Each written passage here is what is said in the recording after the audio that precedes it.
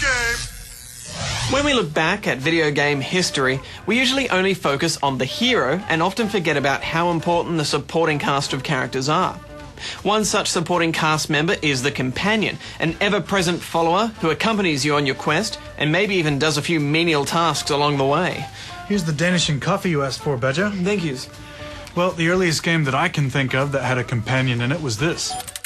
It's called NetHack, and it's a role-playing game first authored in the mid-'80s. Depending on what character class you chose, you'd start the game with either a dog, a cat, or a saddled pony.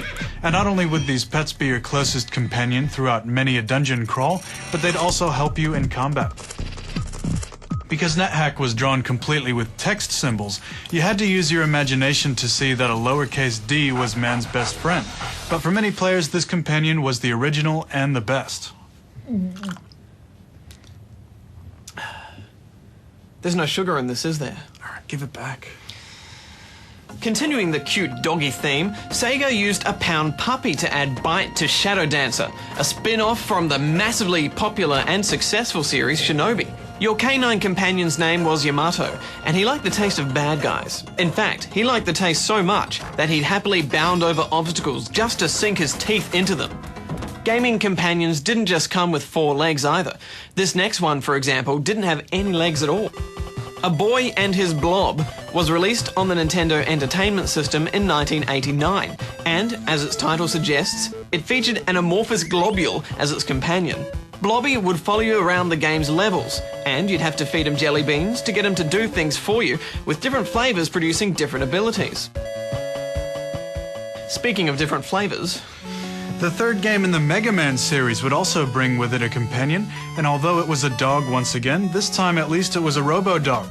Rush was the pooch's name, and his robotic companion powers could help Mega Man fly, bounce him up to higher levels, or even transform into a submarine to help him travel underwater.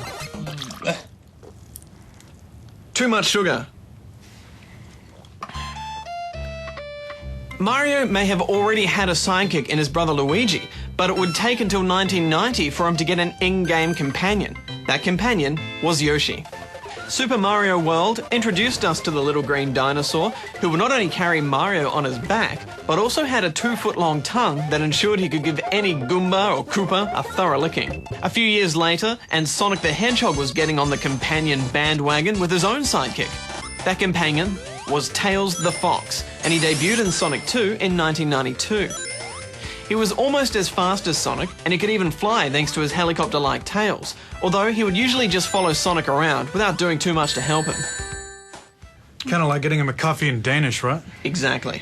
Anyway, a bit closer to the present day, and we have a resurgence of companion-filled games. Tag team heroes like Banjo and Kazooie, Jak and Daxter, and Ratchet and Clank have managed to make pint-sized companions who ride on your back a prerequisite for the platforming genre. Companions also made a huge impact on us in the 2001 game Eco, where we had to lead a vulnerable princess named Yorda by the hand while keeping her safe from the forces of darkness. And then there is, of course, Fable 2's Pooch, one companion that you can't really help but fall in love with. Speaking of lovable, who could forget the companion cube from Portal? Please escort your companion cube to the Aperture Science Emergency Intelligence Incinerator. Your time with us was short, but oh so sweet.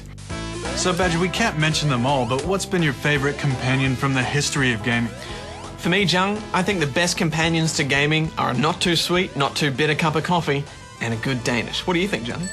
I think that particular Danish was a really good companion with the trash can that I found it in. But personally, I can't go past Navi the Fairy from my favorite game ever, The Legend of Zelda: Ocarina of Time.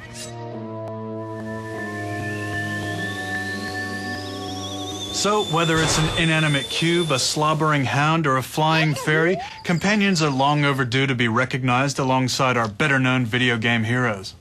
You're a really bad companion. I know.